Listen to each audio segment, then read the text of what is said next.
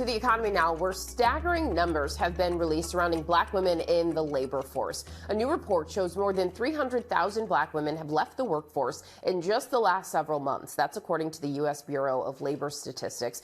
Joining me now is gender economist Katika Roy to break this all down and why they're leaving. Katika, thank you so much for being with us.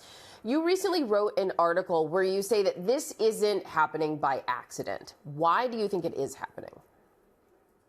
This is happening because of cuts to public sector positions. So if you look at the federal labor force, Black women make up just over 12% of the federal labor force. It's about double their representation in the labor force overall. And when you have targeted cuts up to 50% in organizations such as the Department of Education and HHS, you're not just trimming the fat, you're actually cutting the economic backbone for Black women. Wow. And so what are some of the spillover effects from all of this?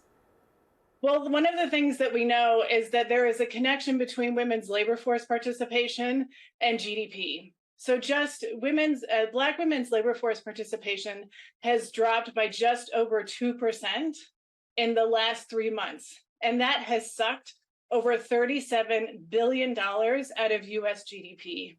So this is the economic cost of gender policy ignorance.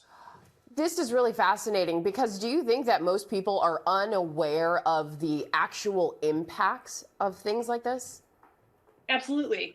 So when we often think about women's issues or Black women's issues, we think of it as an over there problem. It's not. It's an everybody problem. When our economy grows, that has more jobs and more income for everyone. So we know, for instance, overall, that for every 1 percentage point that women leave the labor force, there's a $146 billion hit to GDP.